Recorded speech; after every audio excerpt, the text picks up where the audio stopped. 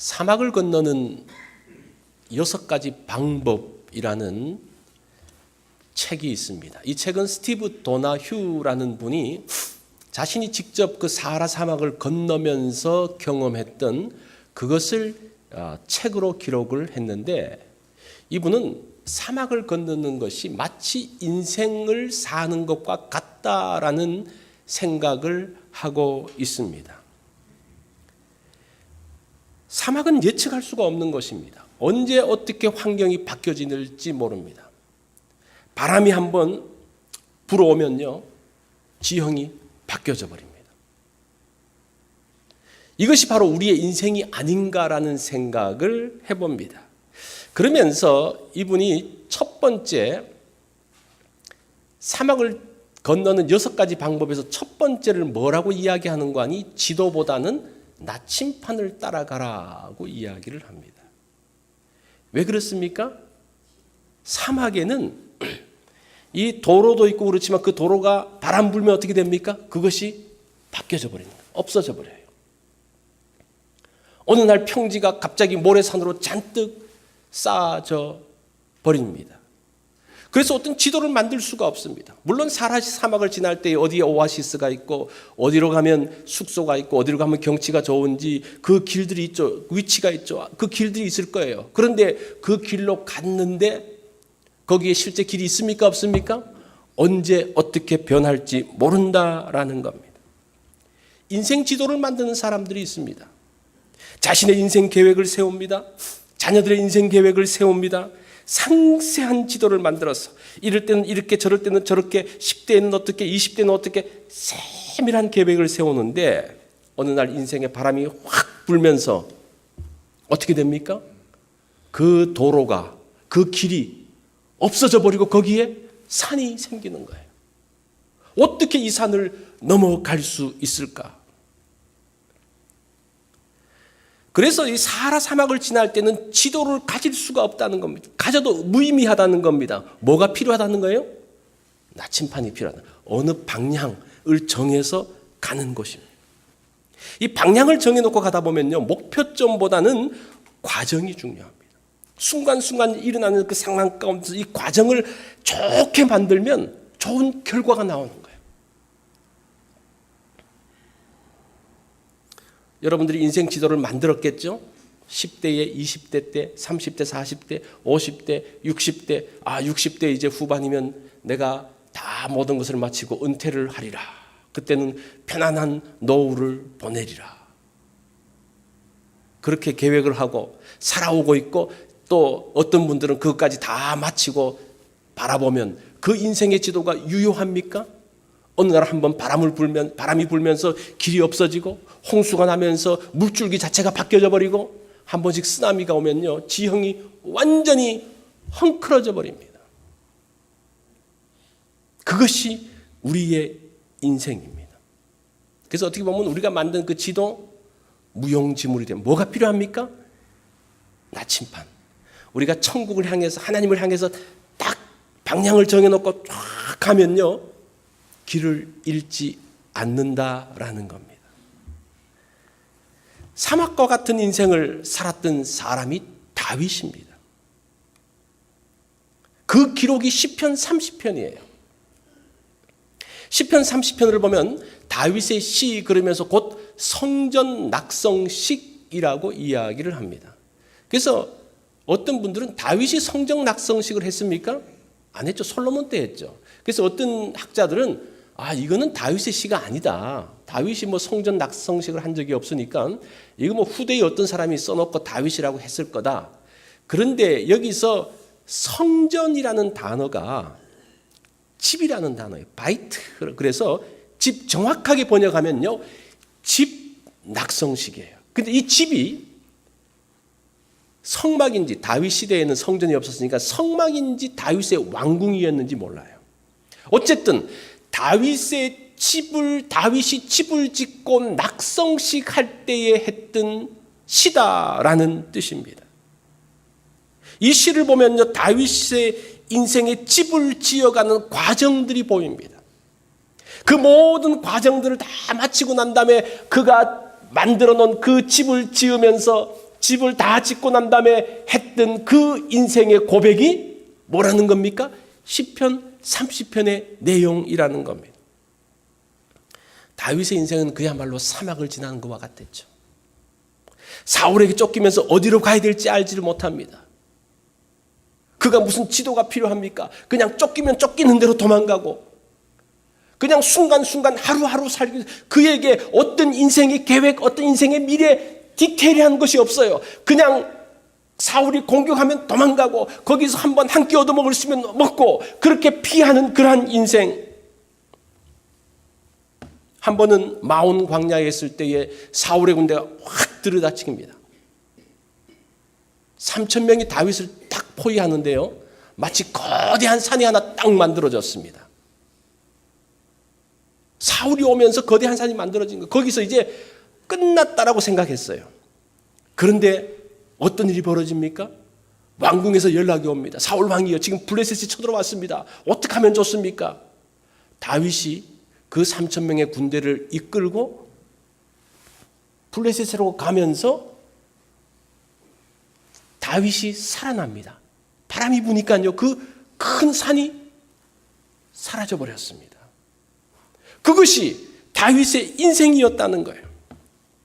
물론 다윗이 하나님으로부터 기름 부음을 받고 그 최종적인 골, 최종적인 목표점은 알고 있죠.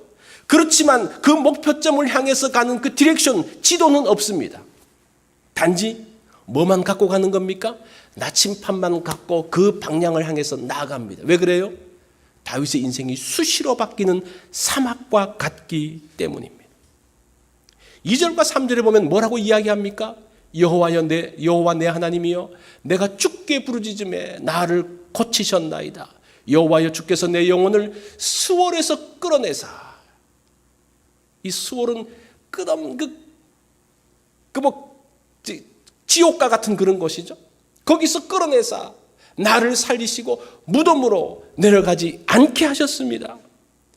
어렵고 힘든 상황 가운데서 원수 앞에서 하나님께 부르짖으면서 정말 삶과 죽음을 왔다 갔다 하면서 정말로 언제 그 소홀로 떨어질지 모르는 그런 인생을 살면서 정말 하나님 앞에 간절히 부르짖고 있는 그 다윗, 이렇게 힘든 삶을 살았던 사람도 없을 거예요. 그런데 동시에 다윗처럼 큰 은혜를 누렸던 사람도 없습니다. 그 상황에서 다윗이 누렸던 은혜가 또 있어요. 다윗이 어떤 사람입니까? 골리앗을 이김으로 인해서 일약 소년 장수로서 이스라엘의 영웅으로 떠오릅니다. 그러면서 이스라엘 장군이 되어져서 전쟁에 나가는 곳마다 승리를 가져옵니다. 이스라엘 사람들은 다윗에게 열광하죠. 다윗이 가장 높은 곳에 올라갔을 때 그가 탁 떨어져요. 그죠? 그가 정말 날릴 때에 탁 떨어집니다. 사울 왕이 다윗을 시기하면서 다윗을 콕 찍었을 때, 이거 안 되겠네 찍었을 때, 그 다음부터 다윗의 인생은 끝나버려요. 그러면서 그때부터 끊임없이 도망자의 생활을 하게 됩니다. 그런 가운데서, 이런 고통 가운데서 마치 내 영혼이 수월에 있는 것 같은 그러한 고백들을 하면서 살고 있는 다윗의 모습을 볼 수가 있습니다. 그런데 6절에 가면요, 분위기가 확 바뀝니다. 6절을 보십시오. 내가 형통할 때 말하기를 영원히 흔들리지 아니하리라 하였도다. 여호와여, 주의 은혜로 나를 산같이 굳게 세우시고. 사울이 죽고 난 다음에 이제 다윗은 유다 지파의 왕이 되어집니다. 그리고 7년 6개월 동안 헤브론에서 이제 나라를 세우고, 그 이후에 이스라엘 사울의 집안이 완전히 무너지면서 통일 이스라엘 왕국을 이루게 됩니다. 그러면서 이제 다윗이 승승장구하기 시작을 하죠. 그러면서 주변의 나라들을 정복하잖아요. 그러면서 주변의 모든 나라들을 다 평정시켜버립니다. 이제는 다윗의 왕국이 견고해지고 누구도 건드릴 수 없는 견고한 나라가 되어집니다. 그래서 뭐라고 말합니까? 내가 형통할 때 말하기를 영원히 흔들리지 아니하리라. 여호와께서 주의 은혜로 나를 산같이 굳게 세우셨도다. 혹시 여러분 그런 생각이 들 때 있었습니까? 야, 이제는 끝났네. 이제는 끝났네. 이제는 한숨 돌릴 수 있어. 이제까지 어렵고 힘든 것이 다 끝나고 경제적으로도 안정되어지고 아이들도 다 대학 가고 이제 편안하게 또 직장 잡고 또 편안하게 있는, 이제는 흔들릴 게 없지. 하나님께서 주의 은혜로 나를 산같이 굳게 하셨는데 뭐가 흔들려? 그런 생각. 근데 이게 자만의 시작이에요. 이 자만하면서 감사를 잃어갑니다. 내가 이만큼 일어났는데, 내가 이만큼 했는데, 하나님께서 나에게 은혜 주신 것도 내가 한 만큼 그냥 받은 거지. 이제는 누가 흔들어도 흔들리지 않을 거야. 근데 7절에 가면요, 분위기가 또 바뀌어요. 뭐라고 말합니까? 주의 얼굴을 가리심에 내가 근심하였나이다. 그렇게 형통하고 흔들리지 않을 것 같은데 하나님이 얼굴을 돌리시니까요, 다윗이 큰 근심 가운데 빠집니다. 모든 것이 잘 된다고 생각했는데 하나님께서 얼굴을 탁 돌리는 순간 다윗의 왕국이 흔들리기 시작합니다. 높이 올라간 다윗이 언제 떨어지는 거 아니? 사무엘하 11장에 떨어집니다. 그래서 사무엘하는 11장이 굉장히 중요한 장입니다. 11장 이전은 싹 올라가는 다윗이에요. 11장 이후는 툭 떨어지는 다윗입니다. 그래서 다윗이 했던 그 여러 가지 어렵고 괴로운 일들은 다 어디에 있을까요? 11장 이후에 있어요. 압살롬이 아버지를 향해서 반역한 사건 어디 있을까요? 11장 이후에 있는 거예요. 15장에 나오는 내용들이죠. 그러면서 9절에 보면 다윗이 다시 탄식하며 기도합니다. 내가 무덤에 내려갈 때에 나의 피가 무슨 유익이 있으리요? 진토가 어떻게 주를 찬송하며 주의 진리를 선포하리이까? 그 형통하고 흔들리지 않고 산같이 굳게 했다라고 했던 사람이 또 이렇게 바뀌어집니다. 다윗이 무덤에 내려가고 진흙탕에 빠져서 허우적거리는 때가 자만했을 때입니다. 자, 우리 인생의 위기가 언제 옵니까? 어렵고 힘들 때 오는 게 아니라 이제는 다 됐다. 이제는 살 만큼 이제 벌어놨어.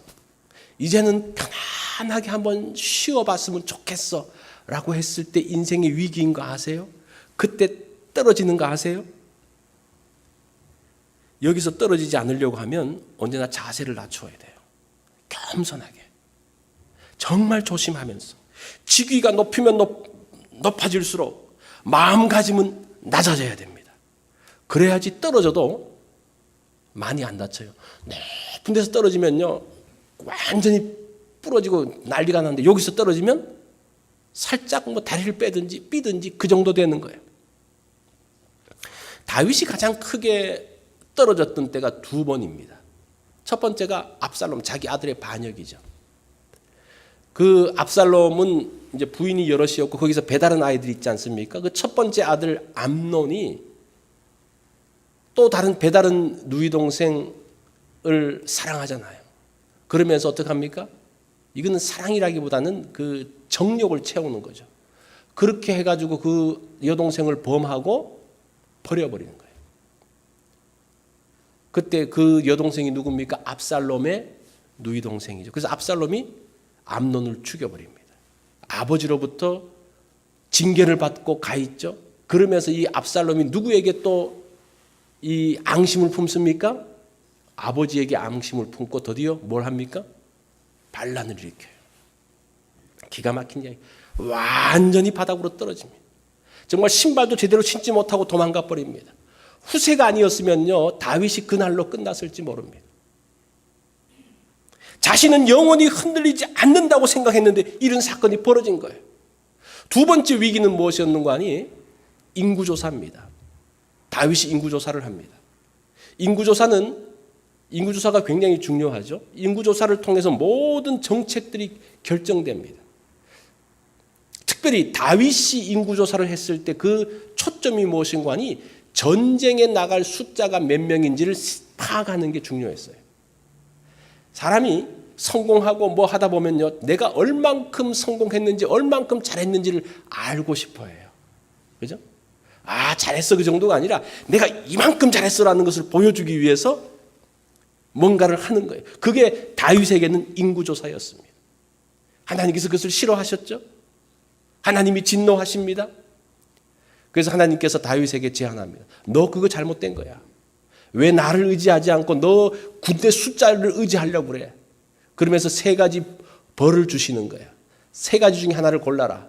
첫 번째는 뭡니까? 7년 동안 기근이 있는. 두 번째는 석 달 동안 적에게 쫓겨다니는 거. 세 번째는 3일 동안 온역, 큰 전염병이 도는 것. 그 중에 다윗은 뭐를 택합니까?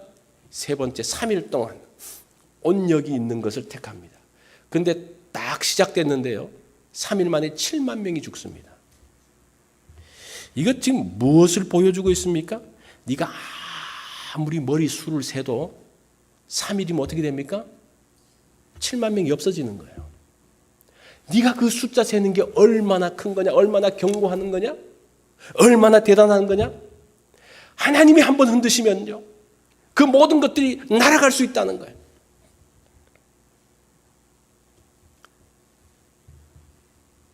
자, 다시 한번 사막을 건너는 방법을 보겠습니다. 차가 사하라 사막 안으로 들어갔을 때에 타고 가던 차가 아주 고운 모래가루인 푸슈푸슈라는 곳에 갇히게 됩니다. 그러니까 이 모래도 탄탄하면 차가 갈 수 있지만 아주 가는 모래가 있으면 차가 이렇게 빠지잖아요. 그래서 차가 빠지니까 이 차를 빼기 위해서 막 사람들이 밉니다. 근데 그 뜨거운 태양 밑에서 미니까 그냥 지치고 힘들고 땀에 흠뻑 젖는데 밀면 밀수록 차가 더 사막 깊이 빠지는 거예요. 도대체 어떻게 해야 될지 알 수가 없는 거예요. 그때 친구 한 사람이 이렇게 이야기를 합니다. 타이어 바퀴에 바람을 빼면, 모래에 갇혔을 때는 바퀴에 바람을 빼라고 이야기하면서 바람을 빼면 그 모래와 이 표면과 닿는 면적이 넓어지면서 차에서 빠져나올 수 있다라고 이야기를 합니다.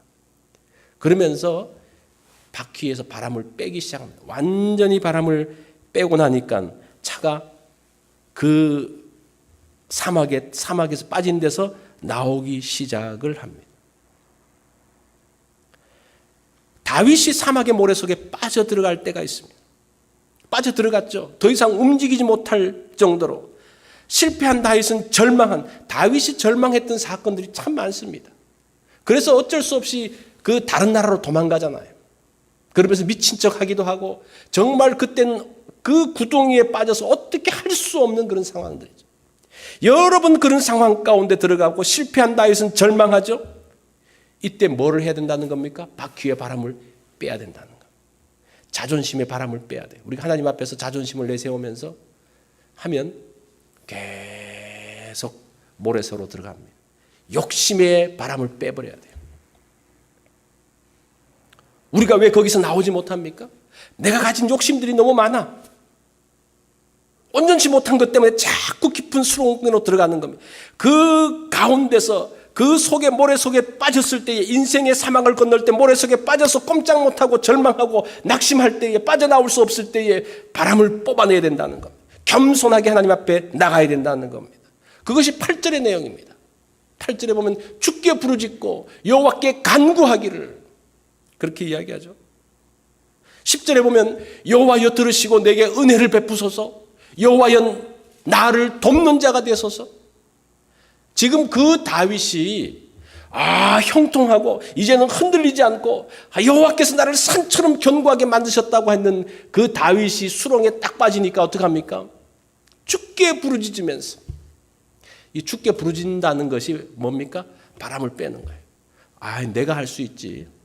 이건 내가 처리할 수 있지. 그게 아니라 완전히 그 모든 것들을 빼고 주님 앞에 엎드리는 그 부르짖음, 그거와 함께 이제 하나님께서 역사하셨다는 것을 알아가는 그런 과정으로 들어가게 됩니다. 그러면서 나오는 그 고백들이 5절과 10절과 그 군데군데서 나오는 게 뭡니까? 저녁에는 울음이 깃들지라도 아침에는 기쁨이 오리로다. 11절에 보면 주께서 나의 슬픔을 변하여 내게 춤이 되게 하셨으며 나의 베옷을 벗기고 기쁨으로 띠를 띄우셨다라고 이야기합니다. 다윗이 인생의 밤, 인생의 어둠 과정들을 지나갈 때가 있다는 거예요. 온 곳에 어둠이 덮으면요 두렵습니다. 우리가 밤이 왜 두려운 거 아니? 어디로 가야 될지 보이지가 않잖아요. 단 한 가지예요. 길이 안 보여서 무서운 거예요. 그래도 요즘은 뭐 이렇게 전기불도 있고 이렇게 해가지고, 근데 정말 시골에 불 하나 없는 곳에 길을 한번 가보세요. 여러분 아마 가보신 경험이 있을 거예요. 가다 보면요, 자기도 모르게 그 시궁창으로 들어가요. 왜 그래요? 안 보이니까. 이게 지금 어디로 갔는지 보이지 않는 거예요. 그러면서 무서움이 탁 들면 그 다음부터 패닉 상태에 들어갑니다. 어떻게 해야 될지 움직이지를 못합니다. 이게 밤의 특징이에요. 밤의 특징이 어둡다는 뭐 그런 정도가 아니라 앞이 보이지 않고 길이 보이지 않고 어디로 가야 될지 이 계산이 서지 않는 때가 밤이라는 겁니다. 우리가 인생의 사막을 건널 때에, 우리가 삶을 살 때에 계산이 안 서는 때가 있잖아요. 도대체 어디로 가야 될지 알 수 없을 때가 있잖아요. 뭐 어떻게 할 수도 없는 때에, 그때 그것이 인생의 밤이라는 겁니다. 그런데 오늘 본문에 보니까요, 그래서 그 저녁에 밤에는 울음이 깃들지라도, 이 저녁은 밤은 어떻게 된다는 겁니까? 지나가고 또 뭐가 와요? 아침이 온다는 거예요. 아침에는 뭐가 있습니까? 기쁨이 올 것을 말하고 있습니다. 은혜의 빛이 우리에게 임하면 그 어두운 가운데서도 그 빛이 후레쉬 불빛만 있어도 길이 보이기 시작합니다. 그것이 주님께서 주시는 은혜입니다. 그것을 알면 그 다음부터 길이 보이기 시작하면요, 계산이 서기 시작하고 그 두려움이 떠나갑니다. 그래서 주께서 나의 슬픔을 변하여 내게 춤이 되게 하시며 나의 베옷을 벗기시고 기쁨으로 띠를 띄우셨습니다 라고 이야기합니다. 이 고난의 때, 고난은 잠깐이다. 고난의 때는 잠깐이다. 이 말에 동의하십니까? 동의가 잘 안 되죠. 고난의 때가 너무 긴 것 같아요. 다른 사람 고난은 짧은데 내 고난만 긴 것 같아요. 그렇죠? 내가 당한 고난은 언제나 길고 힘들어요. 5절에 보니까 그 노여움은 잠깐이요 은총은 평생이라 그렇게 이야기해요. 그게 성경 말씀이에요.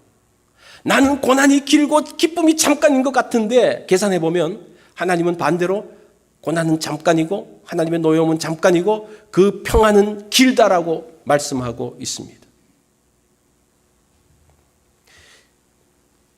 시골에 이 통나무집에 몸이 약한 한 남자가 살고 있었습니다. 근데 그 사람의 그 집 앞에는 큰 바위가 있었어요. 그 바위가 있어서 드나들기가 굉장히 불편했던 거예요. 근데 어느 날 기도하는데 하나님께서 말씀하시기를, 야, 너 그 바위를 밀어라, 이런 말씀이 들리는 거예요. 그런 마음의 감동이 있어서, 야, 하나님께서 뭔가 하실 모양이다, 바위를 밀라고 그러셨다, 그러면서 그 다음부터는 매일 바위를 밀기 시작을 했습니다. 열심히 밀었죠. 오늘도 밀고 내일도 밀고 한 달, 두 달 계속 밀었어요. 그런데 한 8개월쯤 딱 지나고 나니까 하나도 바뀐 것 같지가 않아요. 아니 도대체 내가 이렇게 밀었는데 이게 뭔가 하나님께서 말씀하시면 이게 뭔가 이렇게 나가 떨어지든지 해야 되는데 그대로 있는 것 같아요. 그래서 한번 이 자로 재봤습니다. 이게 정말 조금이라도 물러난다. 자를 재보니까 그대로 있어요. 그러면서 이제 낙심이 드는 거예요. 낙심이 생기는 거예요. 하나님에 대한 원망이 생기는 거예요. 이게 뭐냐? 시간 낭비, 체력 낭비, 모든 거 낭비하면서 하나님께서 도대체 뭘 나한테 놀리는 거냐고. 그러면서 좀 화가 나서 있는데 하나님께서 또 말씀하십니다. 너 왜 화가 났냐? 그러니까. 하나님께서 이거를 바위를 밀어서 이렇게 옮기라고 그러는데 하나님이 뭘 도와주셔야지 왜 옮겨지지가 않습니까? 라고 말하니까 하나님께서 하신 말씀이, 나는 너한테 바위를 옮기라고 말하지 않고 밀라고 말했어. 그러시는 거예요. 아이, 그 말이죠.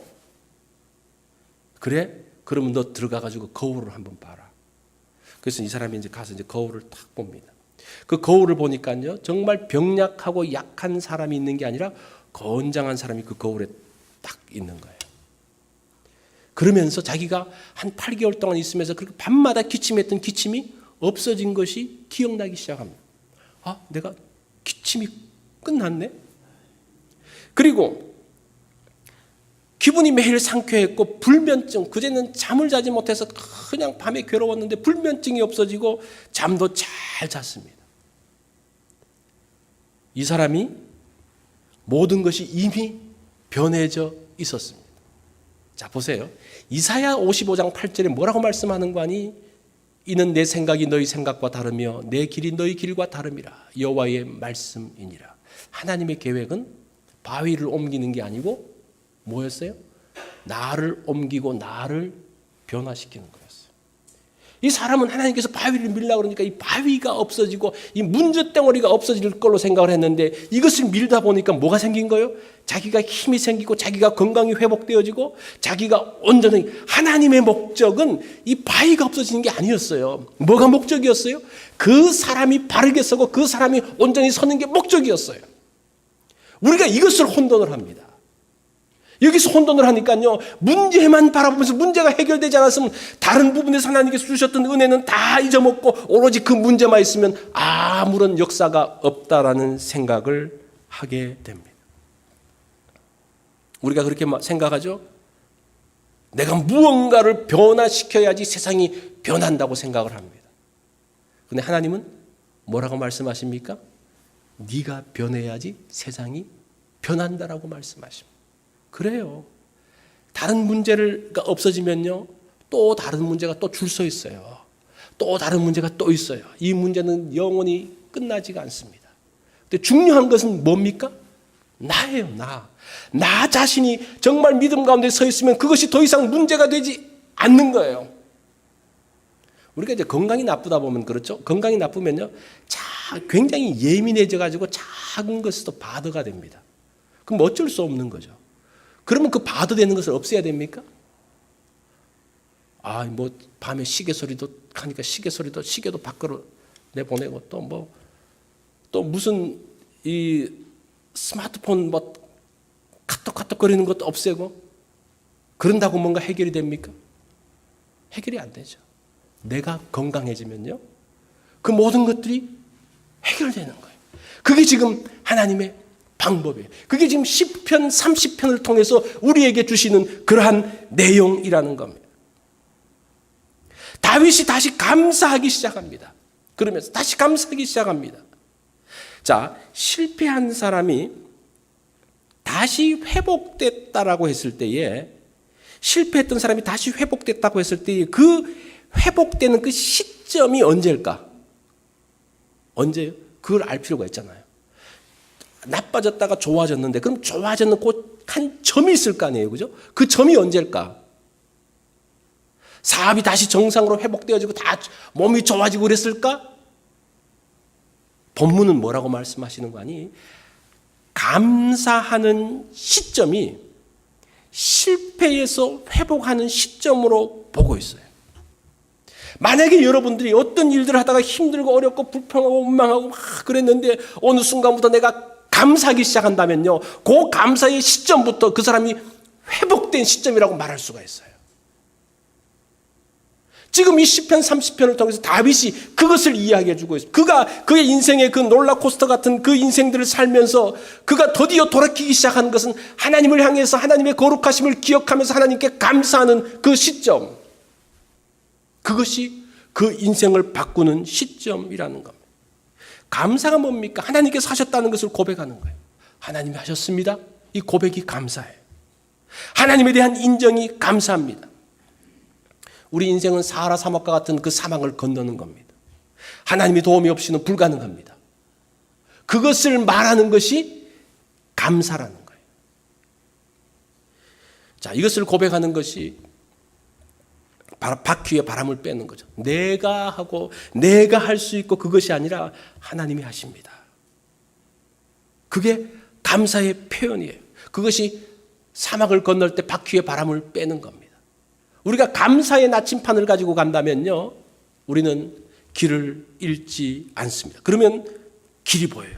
여러분들 어떤 상황에서 감사하기 시작하면요, 그 다음부터 길이 보이기 시작합니다.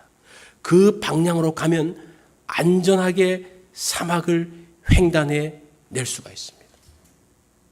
그래서 감사는 우리가 길을 잃었을 때 방향을 보여주는 뭐다? 나침판이에요.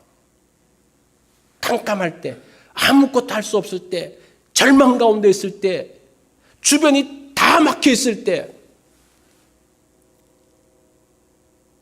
감사해 보십시오. 그럼 비로소 거기서 길이 보이기 시작합니다. 어떤 방향으로 가야 할지를 알게 됩니다. 이것이 우리가 감사주의를 앞두고 준비해야 될 우리의 신앙의 자세입니다. 우리 다 같이 기도하겠습니다.